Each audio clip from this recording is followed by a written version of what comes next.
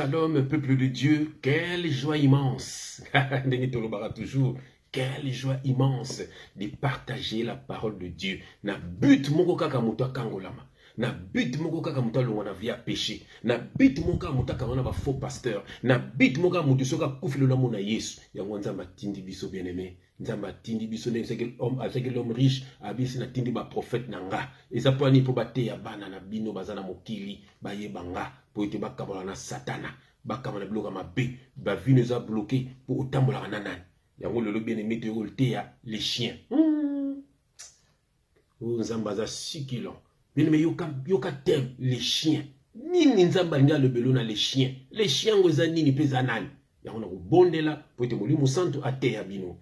Papa n'a pas moli kombo na yo, na komisi kombo na yo, na sengo merci ndengo telemisinga encore et encore papa. Pour être mona na yo, oya za chien, papa longwa na vie ya chien.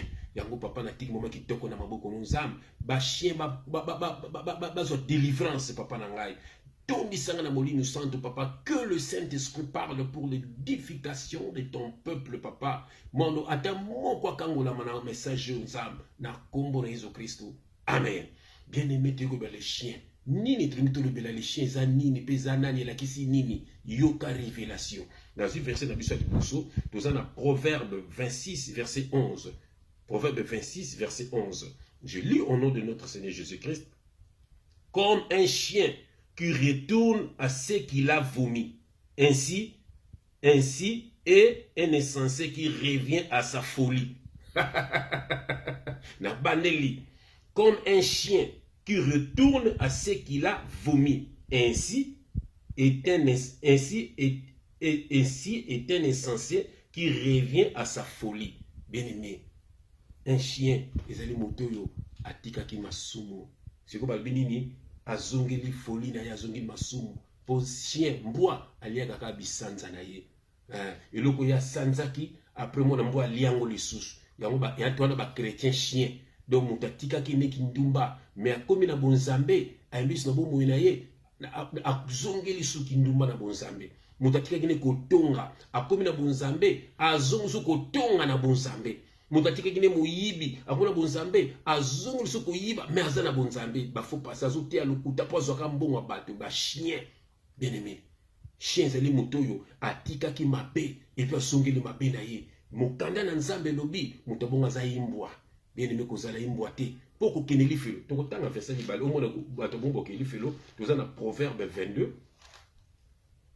Apocalypse 22 verset 15 Apocalypse 22 verset 15 bien aimé yokelo to ko tanga wa yoka je lis au nom de notre Seigneur Jésus-Christ. Dehors les chiens,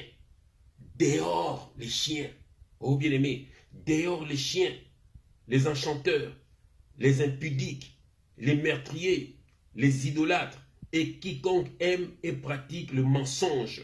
Voilà. Moi, Jésus, j'ai envoyé mon ange pour vous attester ces choses dans les églises. Je suis le rejeton et la postérité de David, l'étoile brillante du matin. Moni abinza babi atindi ange na ina ba église. Église ati elexi ba peuple ba groupe ya bato. La église donc abina tindi ange nanga dondenga tindinga epa na yo epa mutu to azolanda ba église na ndaku na yo peuple de Dieu. Donc peuple de Dieu bien église. Eza ba bâtiment. Ne babaki Aquilas et Priscille avec l'église qui est dans leur maison. Donc peuple ba ko sambela na ndaku na bango. Voilà. Nango bien aimé, babi dehors les chiens. Bien aimé, ba chien ba kota lolate. Bazo bela ba mvua ya nyamate, ba bela moto oyo asanzaki biloko na tikaki mais lelo zongeli yango. Bien aimé, po no zongeli kindumba, yo mto so yambaki Yesu na bomo ina yo. Bien aimé, po no zongeli kuyiba, po no zongeli escroquerie, po no zongeli songi kotonga batu kaka yo mwana na Nzambe vraiment. Po no zongeli makambo so mabeyo tikaki.